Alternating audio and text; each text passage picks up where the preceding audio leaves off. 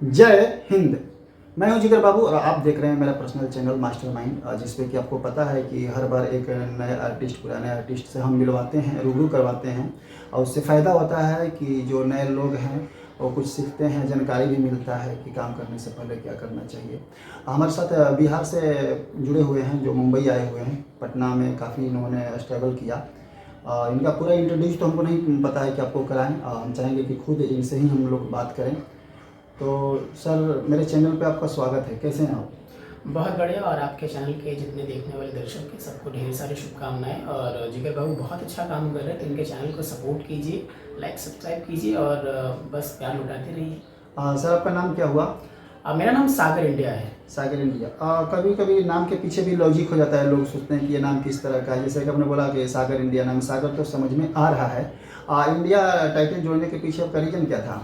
देखिए, बहुत सिंपल सा रीज़न है कि एक एक्टर सशरीर पहुंचने से पहले एक्टर का नाम पहुंचता है जी। और इसके पीछे एक लंबी कहानी है। छोटा मैं बता दूं कि मैं एक राइटिंग भी करता हूं, लिखता हूं। तो मैं एक मंच पे कविता पढ़ रहा था और देश के बहुत आदरणीय और मशहूर कवि हैं हरिओम पवार जी। तो उन्होंने कहा कि अरे तुम्हारा नाम तो ये है, तुम इतने अच्छे कवि हो और तुमने नाम के आगे कास्ट लगाया। वह सभी लोग लगाते हैं, ये सिंह वो वर्मा वो यादव लगाते हैं।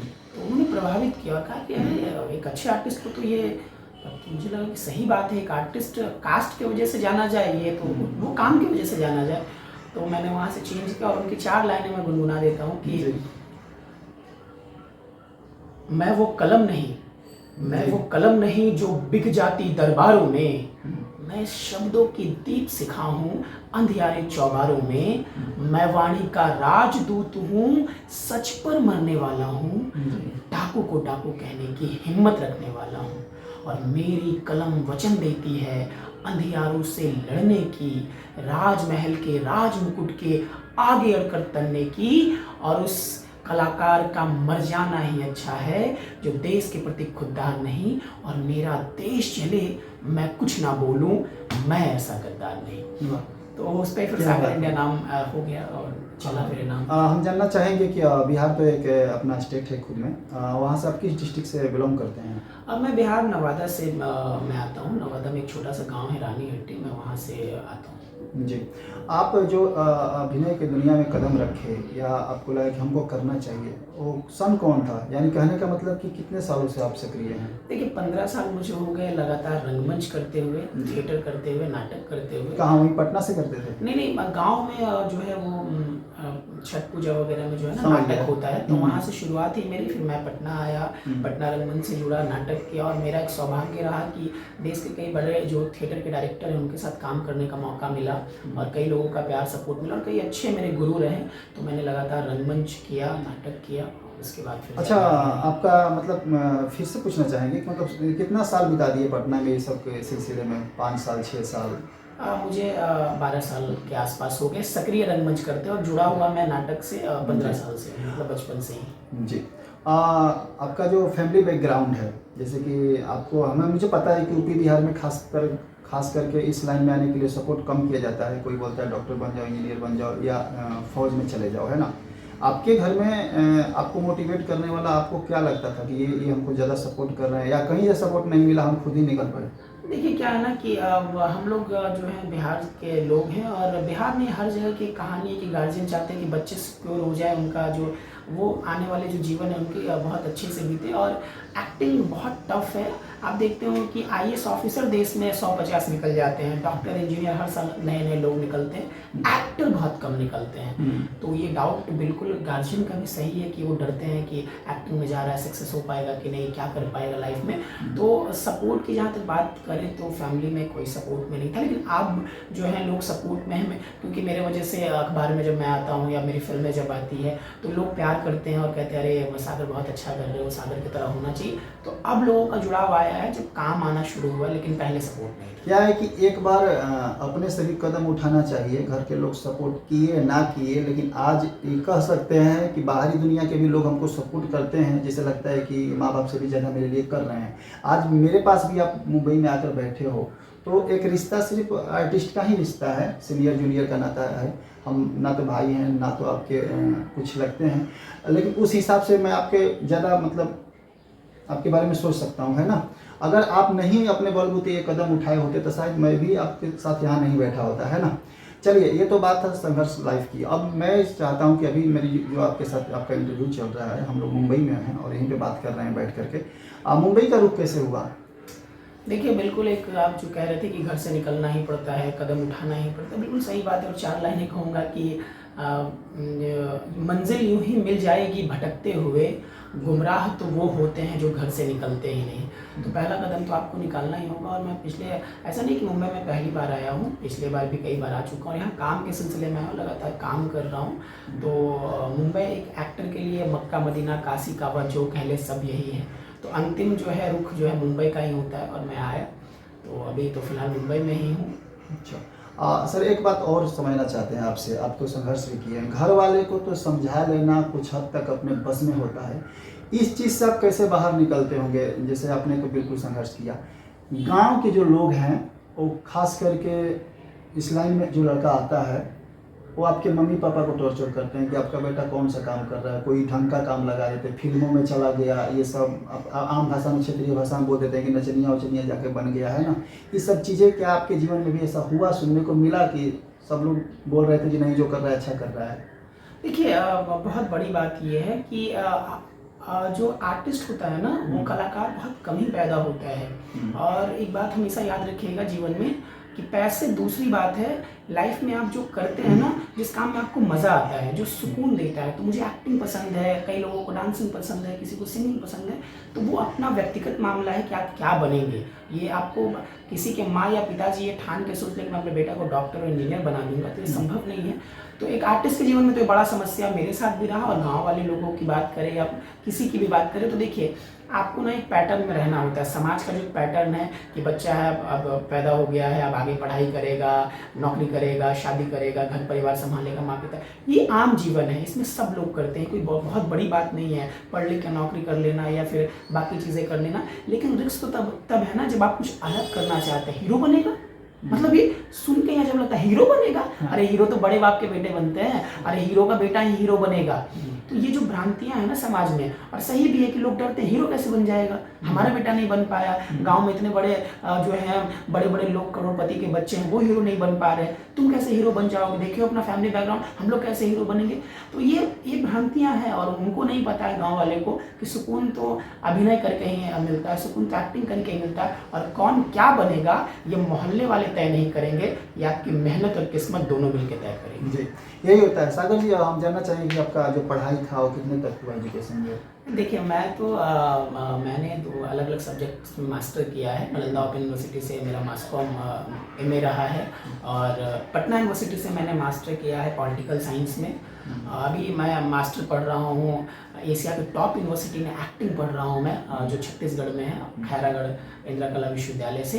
तो पढ़ाई की बात करें तो पढ़ा लिखा इंसान हूँ। और देखिए, एक अभिनेता को, एक कलाकार को पढ़ना बहुत ज़रूरी है, क्योंकि आप जैसे ही पढ़ते हैं ना, पढ़ना सिर्फ नौकरी के लिए ज़रूरी नहीं है, पढ़ना नज़रिया बदलने के लिए। एक पढ़ा लिखा इंसान अगर खाना भी खाता है ना, तो उसके तरीके में बदलाव आ जाएगा, बात करने में, लहजे में बदलाव आ जाएगा। तो पढ़ लिख कर ही आप देश के एक सभ्य नागरिक बन सकते हैं और अपने देश के बढ़ोतरी में अपना योगदान दे सकते हैं, चाहे आप कोई भी फील्ड में हो। ये कतई नहीं है कि पढ़ लिख करके आप नौकर ही बनेंगे, नौकरी ही करेंगे। पढ़ लिख करके हो सकता है कि आप सब्जी भी बेचें, लेकिन पढ़ा लिखा व्यक्ति जब सब्जी बेचेगा तो उसके बेचने का तरीका बिल्कुल अलग होगा और समाज को बहुत ही अच्छे ढंग से जो है अपना जो है फ़ायदा समाज को, देश को पहुंचा पाएगा। तो पढ़ना लिखना बहुत ज़रूरी है और पढ़ाई लिखाई के मामले में मैं ठीक ठाक हूँ। एक मंझे हुए कलाकार की इंटरव्यू चल रही है, आपको बातों से लग रहा है कि सवाल कम और जवाब की बौछार ज़्यादा हो रही है। तो ये चीज़ आप लोगों में भी आ सकता है। आप लोग इंटरव्यू में देखते हैं कि काफ़ी नर्वस लोग रहते हैं। अच्छा, हम जानना चाहते हैं कि जब आप शुरुआत किए थे तो उस समय आपको कौन सा ऐसा चीज़ था जो आपको लगता था कि ये रुकावट आ रहा है, जैसे कि पैसा हो या मेरी स्मार्टनेस हो या गांव समाज का बात हो, ताना हो, कौन सी चीज़ उस समय रुकावट आ रही थी? और आज जो आपने 10-12 साल बिता दिए, आज भी आपको लगता है कहीं ना कहीं मेरे लाइफ में ये चीज़ रुकावट आ रही है? तो जो रुकावट पहले थी आपको लगता था वही आज भी है, क्यों नहीं? उसको तो हम पार कर गए और आज ये चीज़ थोड़ा सा लग रहा है कि मेरे करियर में रुकावट बन रहा है। ये दोनों चीज़ हम जानना चाहेंगे एक ही जवाब में। देखिए क्या है, ये बड़ा मुश्किल सवाल है कि कौन सा रुकावट बन रहा था और क्या था। आप बात को समझिए, बिल्कुल सही बात है कि लोग चाहते हैं कि भगत सिंह तो पैदा ले, लेकिन मेरे घर में ना ले। आप बात हाँ। समझ रहे हैं ना? आग अगर बस्ती में लगती है तो आग तो बुझे, ये सब चाहते हैं, लेकिन मेरा बेटा आग बुझाने ना जाए।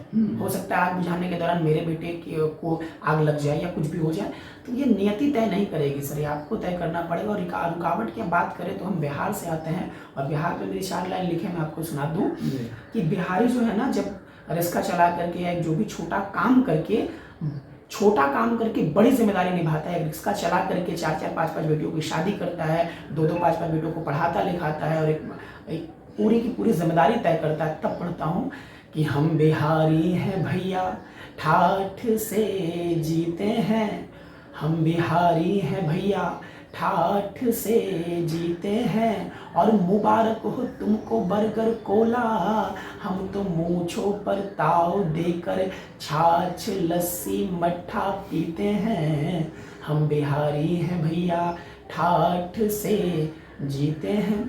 तो बिल्कुल ये मुश्किल वाला काम ही हमने चुना है। तो अब राह में कितने भी रोड़े आए तो उससे कोई फर्क नहीं पड़ता है। इच्छा शक्ति मजबूत होनी चाहिए और करना वही है जो आप चाहेंगे। समाज के नज़रिए से आपने अपने जीवन में बदलाव शुरू कर दिया तो एक बात मानिए कि समाज को कल भी कुछ अच्छा नहीं लगा था, आज भी कुछ अच्छा नहीं लग रहा है। आप जब कुछ बन जाएंगे तो यही समाज वाले कहेंगे, जो आपको बुरा कह रहे थे ना वही कहेंगे, अरे ये तो कर सकता था, अरे मुझे तो इस पर पहले ही भरोसा था।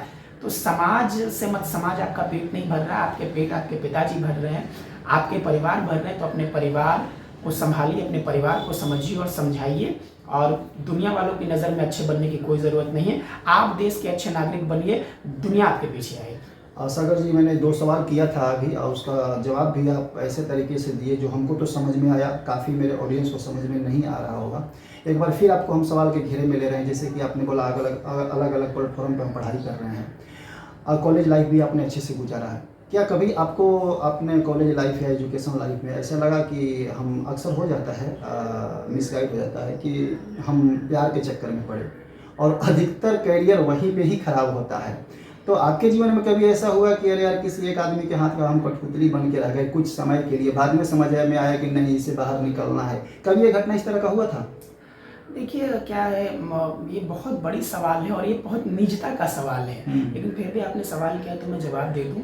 एक बात समझिए, जिनका प्रेम जो है ना, अगर सच में प्रेम है तो उनको कुछ नज़र नहीं आता। मैं उस बिहार की धरती से आता हूँ ना, जहाँ प्रेम में पहाड़ का सीना तोड़ देते हैं। तो आप प्यार की बात कर रहे हैं, हमारे तलाक और ब्रेकअप पैचअप नहीं होता है, हम प्रेम करने वाले लोग हैं। और एक बात मानिए कि मैं एक अभिनेता हूँ, तो एक अभिनेता के तौर पे मेरी पहली मोहब्बत और पहली इश्क जो है और पहली माशूका जो है वो अभिनय है, एक्टिंग है। तो उसके इतर तो मैं कुछ सोचता भी नहीं। और रही बात कि मैं जिस उम्र में हूँ, तो स्वाभाविक है कि प्रेम होना या प्रेम का हो जाना, तो ऐसा नहीं है कि आप किसी के ऊपर डिपेंडेंट हो या फिर कोई किसी से प्यार हो गया, ये दूसरी चीज़ है। जीवन में आप महत्व किस चीज़ों का दे रहे हो, आप बात को समझिए। अभी जो लौंडे लपाटी जो है ना, जो प्रेम की बातें और रील्स बना करके जो ये दुनिया को दिखावा कर रहे हैं, और ये निब्बा निब्बी जो मोहब्बत कर रहे हैं, आप बात समझिए सर। हम उस दौर से आते हैं ना जहाँ प्रेम में अच्छे खाना खिलाया जाता था, प्रेम में जो है ना वो मंदिरों में मिला जाता था। और प्रेम में आज कहाँ मिलते हैं, प्रेम का अंत कहाँ होता है, तो योयो के रूम में। तो आप प्रेम को उस तरह से परिभाषित नहीं कर सकते हैं। मेरी जहाँ तक प्रेम की बात रही, तो ऐसा नहीं है कि ये कहीं दिल लगाने, प्यार और बुखार तो हर इंसान को होता है, तो मुझे भी हुआ है, लेकिन वो मेरे निजता का मामला है। लेकिन हाँ, एक वक्त मैं किसी के प्रेम में रहा हूँ, लेकिन एक बात याद रखिए कि अभी भी कह रहा हूँ कि सबसे बड़ा जो मेरा प्रेम है, पहली माशूका जो अभिनय है, दिल उससे लगाया है, तो दिल का भटकाव कहीं नहीं। हाँ, ये सवाल करने के पीछे मेरा एक लॉजिक था, क्योंकि 3 साल पहले हम लोग क्राइम 100 का ऑडिशन पटना में लेने गए थे, जिसमें कि आप भी शामिल थे, है ना? जी बिल्कुल। तो उसमें बहुत सारे लड़के लड़की ऐसे आए थे जो कि बॉयफ्रेंड गर्लफ्रेंड थे, साथ में आकर के दिए थे, इंटरव्यू दिए थे अपना।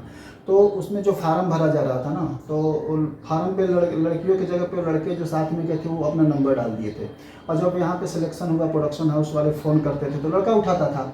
तो कई लड़के ने तो सपोर्ट किया कि हाँ मेरे पास फ़ोन लगाए, मेरी गर्लफ्रेंड का ये फॉर्म है, मैं मुंबई लेके आ रहा हूँ। कई लोग ये बोल दिए कि उसको करना नहीं है, वो उतना दूर जाएगी नहीं। ऐसे सिचुएशन जब बना होगा वहाँ पर, उसने तो किसी का करियर खा गया, सिलेक्शन तो हज़ारों के बीच में किसी एक का होता है। तो वैसे लड़कियों को पता तो चला भी नहीं हुआ कि मेरे लिए एक प्रोडक्शन हाउस की तरफ से फ़ोन आया था, और कुछ लोगों को पता बाद में चला भी कि फ़ोन आया था, मेरे जो फ्रेंड है उसने ही मना कर दिया। ऐसे लोगों के लिए आप क्या कहना चाहेंगे? देखिए, एक चीज़ आपको समझना पड़ेगा कि अगर आप किसी के जीवन में अपना बैसाखी का सहारा मत लीजिए। आपके जीवन को बनाने में योगदान किसी का हो सकता है, किसी का गाइडलाइंस हो सकता है, लेकिन किसी के वजह से ही आपका जीवन है। क्योंकि पिता ने आपको जीवन दिया, तो ये मतलब नहीं कि आप जो पिता चाहेंगे वो करेंगे। आपकी अपनी जो नियति है, आपका अपना जो पैशन है, वो आपको जीना है। तो उसी तरीके से जो भी आपके सपोर्टर, एक चीज़ हमेशा समझिए कि प्रेम कितना भी गहरा क्यों ना हो, खत्म होता ज़रूर है। एक प्रेम जीवन में हमेशा शाश्वत रहता है, वो माँ का प्रेम, और दूसरा कह सकते हैं कि धर्मपत्नी का प्रेम। तीसरा कोई प्रेम नहीं होता। और गर्लफ्रेंड बॉयफ्रेंड की जहाँ की बात आ रही है, मैं आपको कह दूँ, ये लस्ट होता है। कुछ आप जो यंग जनरेशन का जो एक माहौल है ना, तो थोड़ा सा एक बरकरार कुछ सालों का रहता है, और हर चीज़ से मन भरता है, तो प्रेम से भी मन एक दिन भर ही जाता है। तो निजी ज़िंदगी पे काफ़ी हम लोग बात किए, और मैं काफ़ी सवाल इसलिए नहीं कर रहा था कि क्या आप तो मंझे हुए कलाकार हैं। मेरे ऑडियंस को रूबरू कराने के लिए कोई एक कम समय के अंदर ही एक डायलॉग सुनना चाहेंगे अपने। काफ़ी आप एक बात बताइए, आपने थिएटर किया और कितने मूवी किए?